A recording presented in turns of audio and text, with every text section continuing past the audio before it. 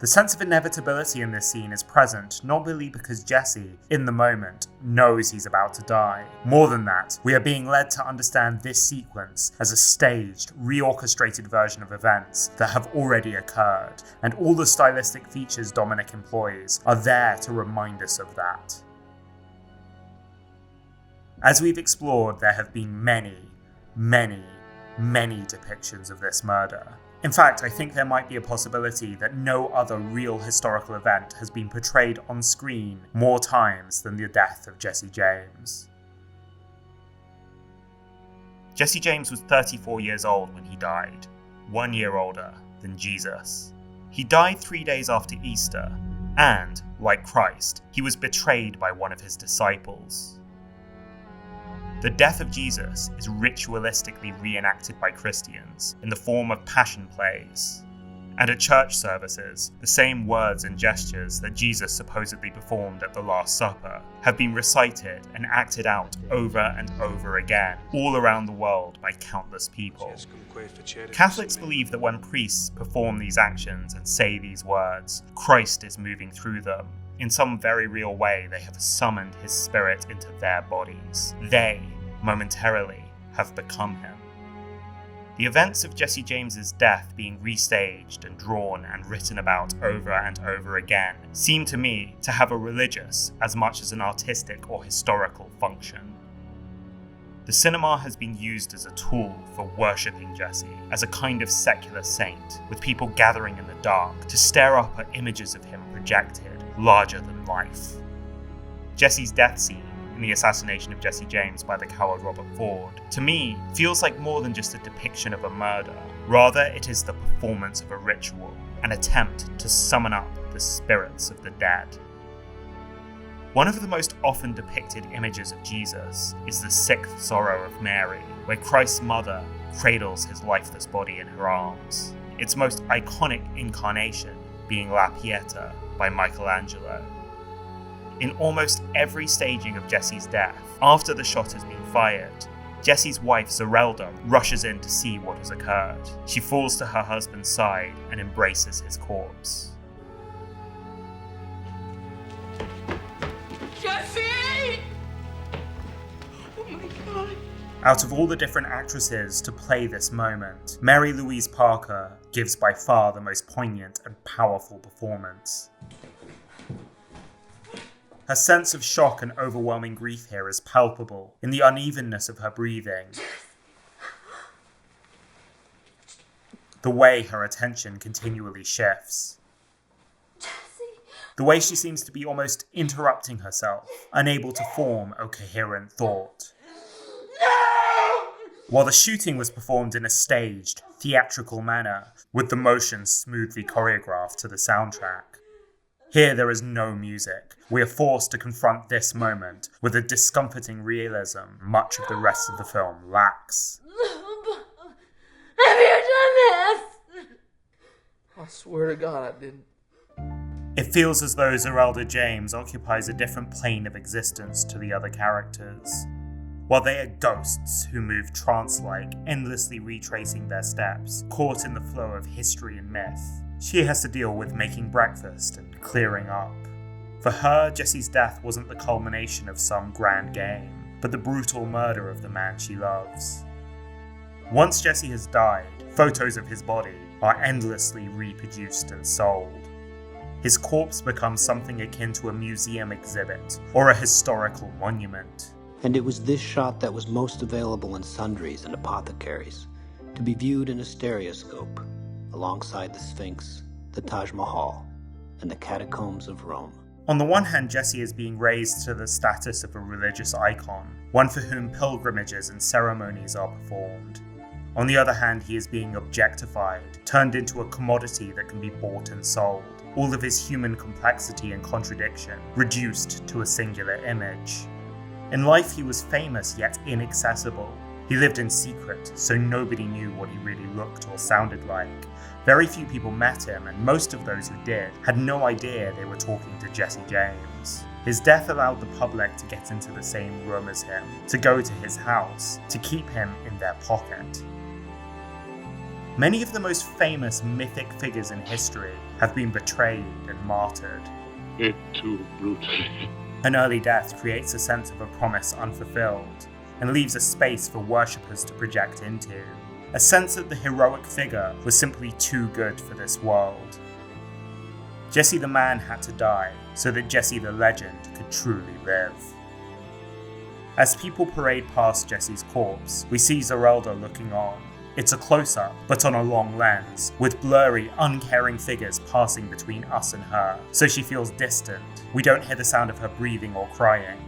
Instead, we hear music and the hum of men excitedly talking. The voiceover speaks about various plans for what to do with her husband's corpse. Offering $50,000 for the body of Jesse Woodson James so that he could sell it to P.T. Barnum for his greatest show on earth. Her grief and pain is being marginalized, ignored, written out of the narrative. It's too messy and quotidian. These men have grander things on their minds. We won't see Zerelda again.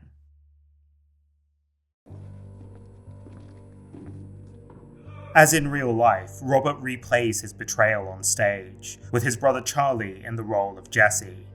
The performances here are terrible, stilted and awkward to the point of being bizarre. Well, it's alright anyway, Bob. The actors wear too much makeup, and the white blusher on their faces renders them ghost-like. When the actress portraying Zerelda appears, she is hysterical, melodramatic, a grotesque parody of the real woman's grief. In Jacques Rivette's 1974 film, Celine and Julie Go Boating, the titular characters find a house in which the inhabitants continually live out the plot of a Henry James novella, over and over again, performing the same actions, reciting the same dialogue. Towards the end of the film, their faces become covered in white makeup, and their movements become slower and more stiff, both evoking a sense of theatricality and making them appear like ghosts. Bob and Charlie's stage recreation of the assassination reminds me of this. I think both films are exploring what it is like to become trapped within a story, but while Rivette's film is playful, Dominik's is despairing. As Robert and Charlie continually replay the assassination, the act seems to summon up Jesse's spirit. By playing Jesse, Charlie starts to become him. His voice was spookily similar to the man's.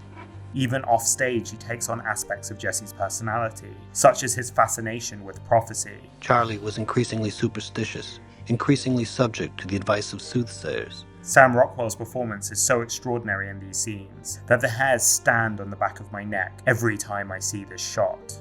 I'm convinced that it is Jesse, not Charlie, who is ruefully looking on. Just like how Jesse's spirit seemed to have possessed Woodhite earlier in the film, now too it feels like Charlie's identity has been subsumed. Earlier when the two men discussed suicide, it was an act Charlie couldn't understand. You ever consider suicide?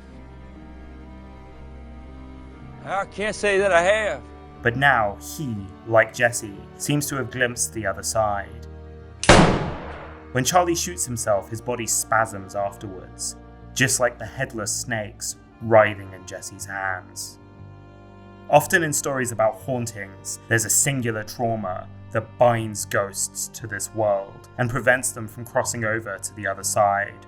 They are forced to relive this trauma in an endless cycle.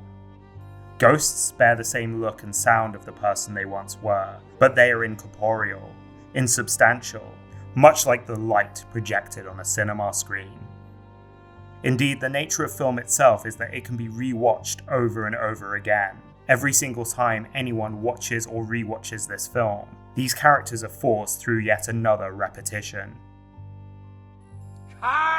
Robert wanted immortality. He wanted to be remembered, and he shall be, but not as a hero, rather as a coward.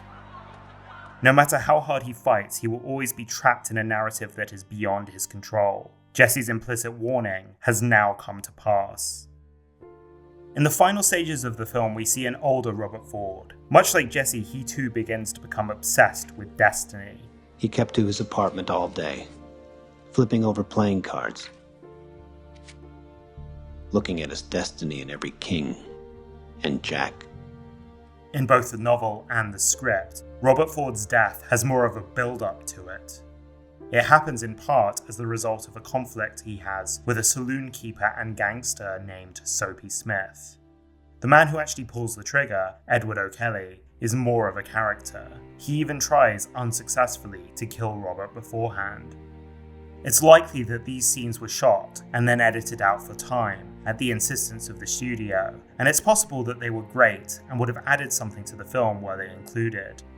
But I have to say, I love how in the cut of the film that actually exists, O'Kelly simply appears out of nowhere, as if he's not a person, but just the embodiment of destiny itself. As O'Kelly prepares to commit the crime, we hear the narrator tell us about what's going to happen afterwards. Edward O'Kelly would be ordered to serve a life sentence in the Colorado Penitentiary for second-degree murder. As if the event itself is a foregone conclusion. Throughout this sequence, there are a series of freeze frames. In its final stages, the film seems to be trying to halt the passage of time. The last of these freeze frames comes at the moment of Robert's death, the final image of the film. We don't get to see the event itself, only hear the narrator describe it. But Robert Ford would only lay on the floor and look at the ceiling, the light going out of his eyes, before he could find the right words. One of the most banal aphorisms one often hears about storytelling is show, don't tell. It's often cited as a universal rule, yet it's frequently wrong. Often telling the audience about something can be significantly more powerful than showing it. Here, it really feels as though it's not O'Kelly's shotgun that kills Robert, but the mechanics of the storytelling itself. As a character in this film, Robert is never shot. His life is ended by an edit. Throughout the film, there is a constant sense of the events being shaped and presented for us by a storyteller. This is most obviously apparent from the narration, but many other details betray a kind of perspective. Even the title itself, The Assassination of Jesse James by the coward Robert Ford, is like a short story, which obviously aggrandizes Jesse in its use of the word assassination, which is normally reserved for important people, while vilifying Ford with the word coward. And so it feels as though, from the very beginning, the perspective of the story is fundamentally slanted against Robert. Yet at the end, I feel like the film is showing him some measure of sympathy. In not showing his death, the storyteller is perhaps granting him a reprieve. The text of the narration is, as ever, taken directly from the novel, yet at the moment of Robert's death there is a change. In the novel it just says, "The shotgun ignited," and "Ella May screamed." Yet in the film it's, The shotgun would ignite, and Ella May would scream. the word would is used by the narrator when talking about things that happen after the point we are seeing in the film. Alexander Franklin James would be in Baltimore when he would read of the assassination of Jesse James. When we use the word would while speaking about events of the past, it often refers to repeated actions. For example, my grandpa would read me bedtime stories. Or, we use the word would to talk about events that inevitably follow from one another, like, if I drop this ball, it would fall to the ground. At the end of the film, it feels to me as though the storyteller has relayed this story countless times, and when he's come at last to the end again, he doesn't want to show us this time, so he pauses the film and tells us what would inevitably happen were the story to continue. In our culture, we often romanticize storytelling and think of it as something that ennobles humanity, but very frequently it is something malign. The Western genre is full of stories that not only whitewash a genocide against Indigenous Americans, but present the victims as savage and brutal, deserving of their fate. And these stories cast some of the most vile human beings imaginable as their heroes. After the American Civil War, the losing side used storytelling to present themselves as noble and chivalrous, and their defeat as a tragedy. The institution of slavery that was at the core of antebellum society is sanitized or erased from these stories.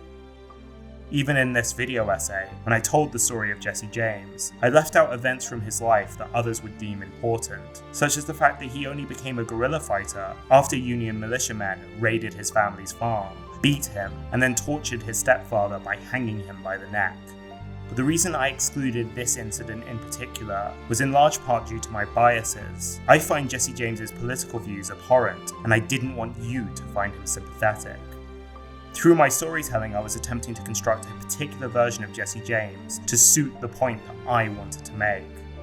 The Assassination of Jesse James by the coward Robert Ford isn't revisionist just in the sense that it simply provides a counter-narrative to the myth that has already been established, or gives us a more factually accurate account of events. Rather, the film is emblematic of what I love so much about the Western genre, the fact that it is founded on such well-worn myths, cliches and tropes, scenes that are recreated over and over again to the point that they become ritualistic, creates a space for artists to interrogate, examine and deconstruct the very nature of storytelling itself. He knew as well as I in that moment that I intended to bring him to justice. It's now something of a cliche to call the Assassination of Jesse James by the coward Robert Ford forgotten or underrated. I think that that's hardly the case anymore. Increasingly, it's now being viewed as a modern classic. Yet I think the film still hasn't been fully comprehended, even by most of its admirers. I've alluded a few times to the fact that the script includes a lot of material that isn't in the film. For years, rumours have circulated about the existence of a longer director's cut. My understanding is that while such a cut isn't just sitting in a vault ready for release, Andrew Dominik felt that he had to make certain concessions to studio feedback while cutting the film, and given a little bit more time in an edit suite, he could create a better version. A couple of years ago, fans were able to pressure Warner Brothers, the studio that released The Assassination of Jesse James, to allow Zack Snyder to make his version of Justice League. So I say to my fellow fans of this movie, if those freaks were able to get what they want, why can't we get what we want? The campaign starts here. Start posting Release the Dominikcut. I think the fact that a potentially even greater version of this masterpiece could exist, and there are no moves to make it happen, is honestly kind of obscene. To me, it is not just the greatest Western movie I've ever watched, and I think it should be obvious by now that I've seen a lot of Western movies, but possibly one of the greatest movies, full stop. Thank you so much for watching this video to the end, and thank you especially to my patrons on patreon.com, Tim Richardson, Patrick Ellis, and Kenneth Terrell. If you would like to support the channel, then please go to patreon.com/James Varley. The link is in the description below. If you sign up for just £2 a month, then there is currently one exclusive video for patrons only on there right now, but there will be more to come. And you'll be able to see videos early, as I tend to post early preview cuts onto the page. So if that sounds good to you, please sign up. Thanks again for watching all the way through to the end of the video, and I will see you next time.